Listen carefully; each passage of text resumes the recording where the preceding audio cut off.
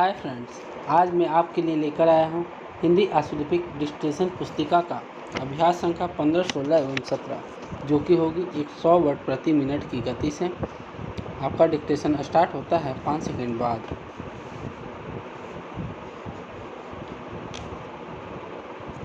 अभी यह बात कही गई है कि हमें एक बात की तरफ बड़ा ध्यान रखना चाहिए, और वह यह है कि जितने कारखाने अभी चल रहे हैं या आगे चलेंगे, उनमें कारखाने वालों के नफ़े की हम सीमा निश्चित कर दें।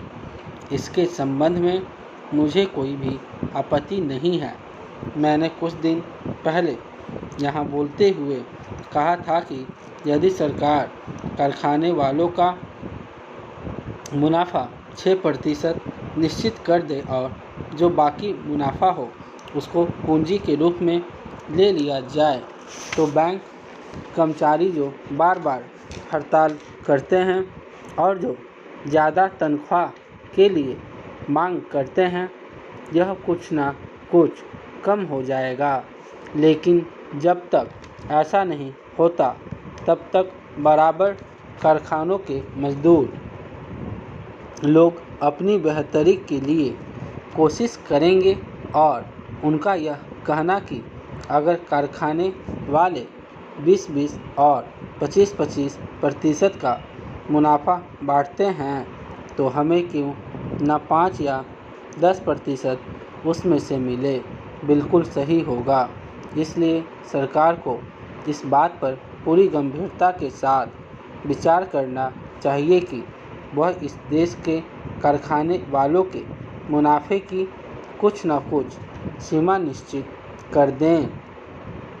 लेकिन इस संबंध में सरकार की एक बड़ी भारी कठिनाई है, और वह यह है कि हमारे देश में बहुत से विदेशियों ने ढेर सारा रुपया लगाया हुआ है। पैराग्राफ चिन्ह। पत्रकारिता का बहुत कुछ संबंध देश विदेश की राजनीति से होता है, और आप जानते ही हैं कि राजनीति बहुत सुदृढ़ और बंधी रहने वाली चीज़ नहीं है। उसमें नित्य नए नए परिवर्तन होते रहते हैं। अतः हमारे लिए वह उतना काम में नहीं आएगी जितना कि हमारे काम में साहित्यिक दुनिया आएगी, संस्कृति की दुनिया आएगी। मुझे लगता है कि जो मासिक पत्रिकाएं हैं या साप्ताहिक पत्रिकाएं हैं, वे इस दृष्टि से बहुत बड़ा काम कर सकती हैं। कोई ऐसी व्यवस्था होनी चाहिए कि हमारे देश के पत्र और आपके देश के पत्र एक दूसरे की जगह पहुंचते रहें, ताकि हम एक दूसरे से परिचित होते रहें। हमें यह पता चलता रहेगा कि कौन कौन से ऐसे लेखक हैं जो आपके यहाँ अधिक लिख रहे हैं, कौन कौन आगे आ रहे हैं और नई नई चीज़ें दे रहे हैं, वे क्या क्या नए नए प्रयोग कर रहे हैं। आपको भी यह पता होता रहेगा कि हमारे देश में कब क्या और कैसे हो रहा है। मैं समझता हूँ कि इस तरह के आदान प्रदान जो केवल साप्ताहिक और मासिक पत्रिकाओं के माध्यम से ही संभव है, बहुत ज़रूरी है।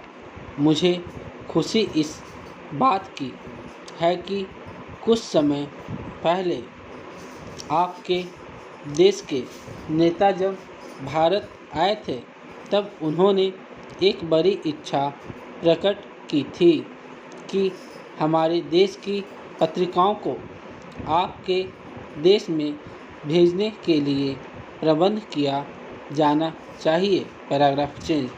विज्ञान ने मानव के जीवन में अनेक परिवर्तन किए हैं, लेकिन सभी परिवर्तन अच्छे ही होते हैं, यह बात नहीं है। सभी से प्रगति भी नहीं होती। यह ठीक है कि विज्ञान मानव के लिए एक बहुत बड़ा वरदान है, लेकिन अभिशाप भी है। प्रगति के चरण चिन्हों के साथ साथ विनाश के तत्व भी उसमें निहित हैं। अपनी नरसंहार की शक्ति से वह ईश्वर की इस सुंदर और दिव्य रचना को रक्त से लाल कर सकता है। उसे यदि इस विकराल नियति से बचाना है तो विज्ञान को किसी ऐसी शक्ति से नियंत्रित करना होगा जो मनुष्य के भीतर बसने वाले देवता को, मानव की महानता को बनाए रखे और दोनों शक्तियों के समन्वय पर आधारित एक नए समाज और एक नए मानव की सृष्टि कर सके, जहाँ शोषण ना हो, संघर्ष ना हो, विफलता ना हो, अशांति ना हो और मनुष्य अपने आप को खोया हुआ ना पाता हो। इस शक्ति को आप चाहे मानवता की शक्ति कहें या अध्यात्म की शक्ति कहें, लेकिन उसका नियंत्रण आवश्यक है, क्योंकि विज्ञान का अपना कोई विवेक नहीं होता, अपनी कोई दृष्टि नहीं होती। यह स्वयं चलाने वाली शक्ति नहीं है। यह तो समय ही बोल रहा है कि पुराने मूल्यों और विचारों के दिन अब लद गए हैं। Full stop. आपको यह पैसेज कैसा लगा यह आप हमारे कमेंट सेक्शन में कर ज़रूर बताएं और मेरे चैनल को लाइक, सब्सक्राइब एंड शेयर ज़रूर करें। Thank you.